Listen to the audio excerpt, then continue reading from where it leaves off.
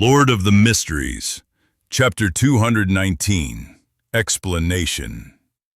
If the fool had simply mentioned that there was some simple general knowledge contained in Roselle's diary, the hangman Alger wouldn't necessarily be determined to pay the price for the answer, partly because the description of it being simple killed his curiosity. Another aspect stemmed from his constant weariness against making trades with the fool, as it reminded him of the examples when deals were made with evil gods and devils. But now that he knew the so-called contents of simple general knowledge, his interest was piqued. Yet he was unable to understand parts of the description, much less gain any actual or deep grasp of the concept. Therefore, he couldn't hold back his urges to ask absolute reverence. "Mr. Fool, what kind of payment do you want?" "Yes. Justice Audrey nodded her head nearly indissicably, but very frequently, indicating that this was something she wanted to ask as well. Although the son Derek remained silent and didn't make any additional body gestures, the look he gave to the fool explained everything. Clenny, who was waiting for such a response, smiled and said, "Information regarding the secret order." The secret order? The hangman aura muttered to himself. He wasn't unfamiliar with this term. He had once received payment for explaining to Miss Justice about many secret organizations, including the secret order. Audrey and Derek both frowned subconsciously. The former's only understanding of the secret order was limited to what the hangman had described, and the latter had never even heard of such an organization. Clenny had long anticipated what the son would feel, but he wasn't surprised. According to his conjecture, the area where the City of Silver was located should have been a part of the third epoch after the appearance of the first blasphemy slate, and before the appearance of the second blasphemy slate. It was even possible that it was the direct catalyst or manifestation of the cataclysm. The Zerodol family had only stepped onto the stage of history in the fourth epoch, and the secret order was created in the latter half of the fourth epoch. There was no way both entities could have existed in the same period. It would surprise Clenny if the son were to know about the secret order.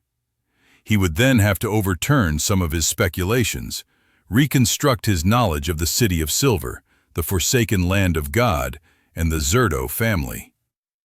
After nearly 20 seconds of silence, Alger looked at the fool in the gray fog, deliberated his words, and said, "I will accept this request and help you gather information regarding the secret order. Can you make payment in advance?" It wasn't surprising that a suspected deity was interested in an ancient and secret organization. Therefore, Aldra wasn't puzzled about it. More importantly, after many gatherings, he had a guess in his mind, which was that Mr. Fool's state wasn't perfect, that he might be in a predicament that all his attempts and the actions of his blessed on the northern and southern continents were to help him break free from his confines. This might even be related to the huge secret of why the seven deities no longer descend upon the real world after the fourth epoch. A thought flashed through Alger's mind, and he shuddered as he felt himself entering the realm of the gods.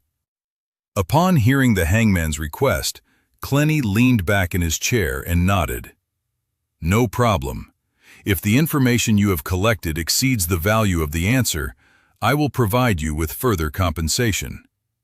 As for the circumstances in which the value of the answer was lacking, it is naturally up to the esteemed Mr. Fool to decide. If he has the ability to make the additional payment, so be it. If not, forget it," Clenny silently added. Justice Audrey's eyes lit up all of a sudden. She raised her hand and said, "I want to partake in this deal." Clenny laughed and replied, "Sure."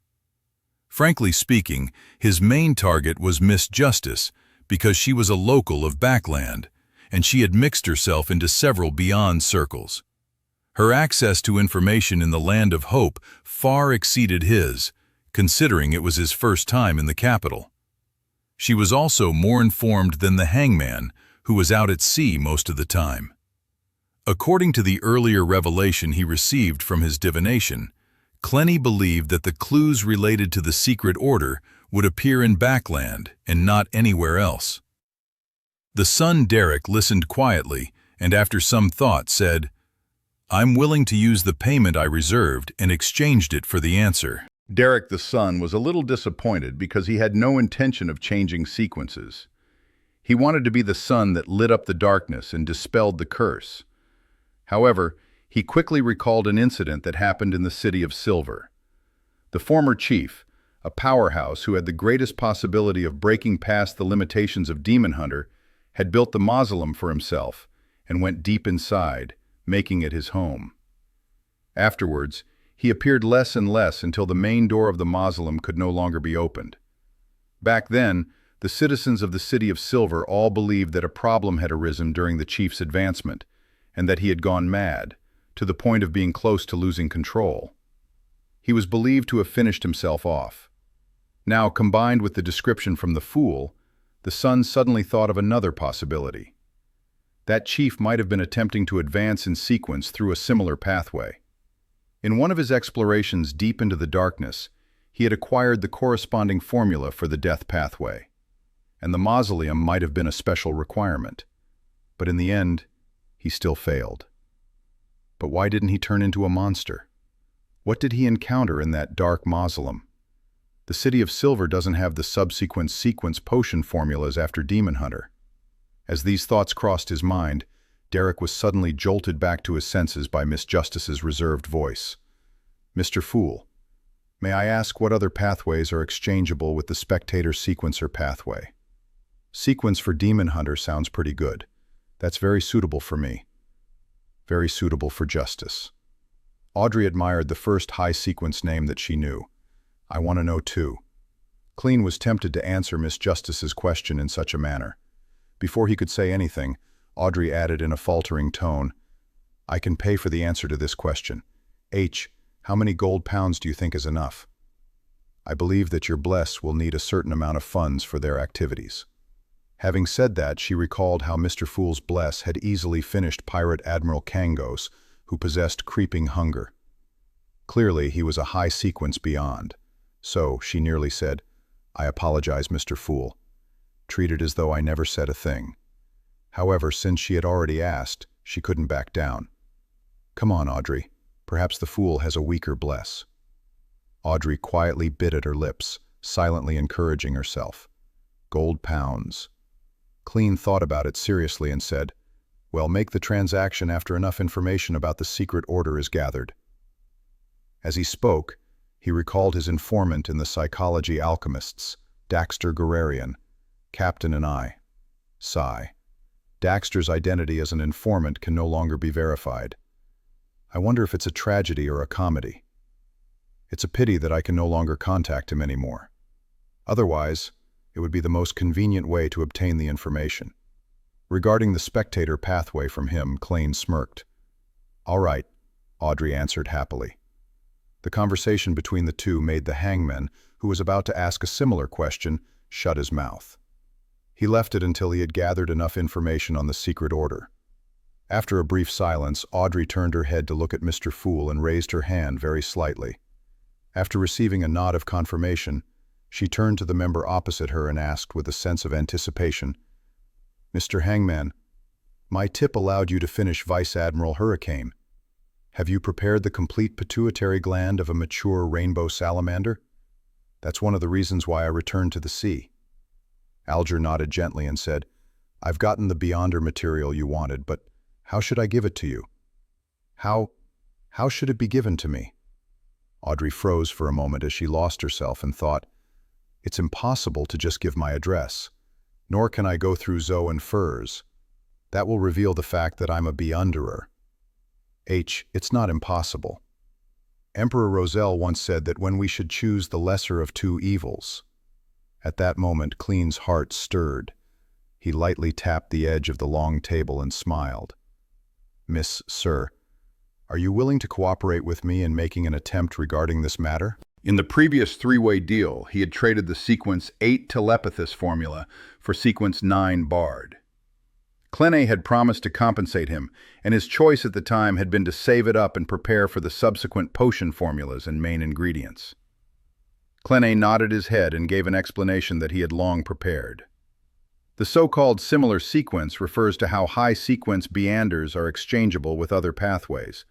Let me give an example. The death pathway sequence 5, Gatekeeper, can not only be advanced normally, but one can also choose the giant pathway, which is the Gatekeeper pathway sequence 4, Demon Hunter. This won't lead to the danger of losing control, nor will it accumulate madness. It's different from taking the wrong potion. Of course, if it's not a similar sequence, a semi-deranged state is the best result. Exchangeable? Audrey blurted out, surprised and delighted. She was surprised that sequence pathways weren't completely fixed, that they didn't need to follow the original path all the way. The price of switching wasn't being semi-deranged and never to advance again. Within the 22 paths of the divine, there were special circumstances and sequences which were similar, and what delighted her was that she had another chance to choose again in the future. It was just like being able to select something that caught her interest at Philip's department store. It was a wonderful experience. So that's how it is, Alger silently muttered to himself, suddenly feeling like he had understood several things at once, and he had resolved many of the doubts accumulated in his past experiences. This information is way too valuable, as expected of Mr. Fool. So-called simple general knowledge is enough to shock an almost low sequence beyonders and benefit them immensely. He sighed inwardly.